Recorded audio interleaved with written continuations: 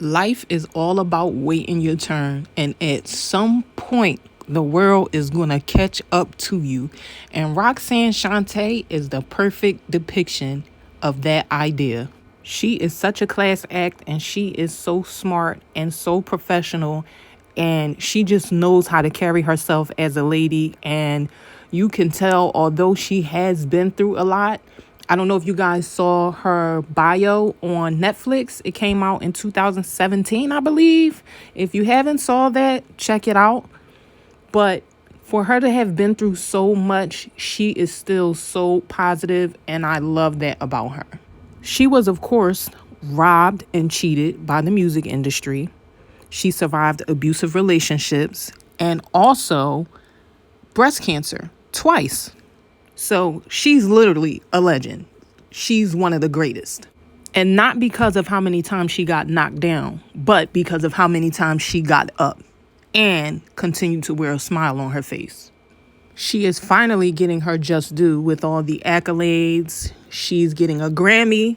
The Grammys come on this weekend, if you guys didn't know.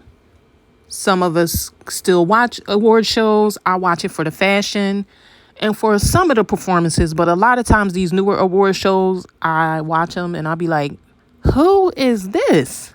Or I'll be like, oh, I didn't know that person sang that song, but I will be tuning in. Now, I don't know if what they are doing for her is going to be a part of the ceremony, but we'll find out.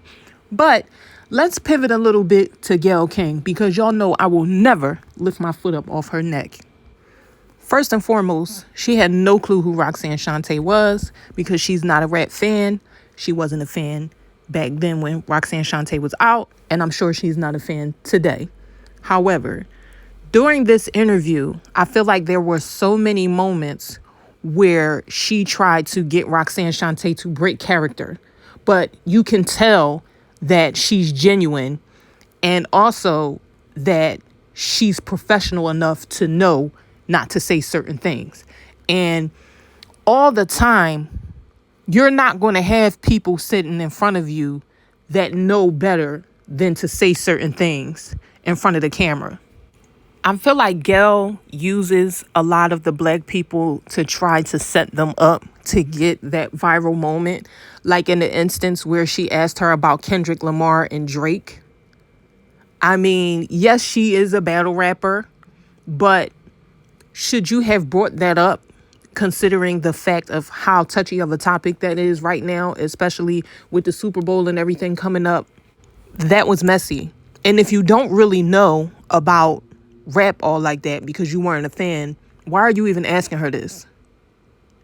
And on top of that, there was an instance where Curtis Blow was one of the judges of a rap battle that she lost, and she was asking her about how she feels about Curtis Blow denying her win. And she gracefully responded to all of the questions and all of the curveballs that were thrown in her direction. But it just goes to show you about how when people are unfamiliar with things, how they tend to put everybody under the umbrella of being uneducated. Like, just because you're from the hood or because you participate in a certain thing doesn't mean that you're not smart. You have to be smart and you have to know a lot of words in order to rap.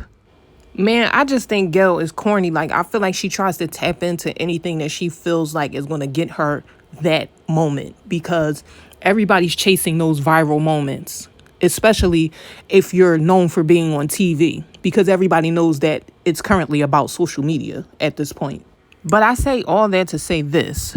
Gayle is trash, and she needs to go sit down somewhere and go finish bumping Birkins with her girlfriend Oprah, because we're not having it. We're not falling for none of your tricks.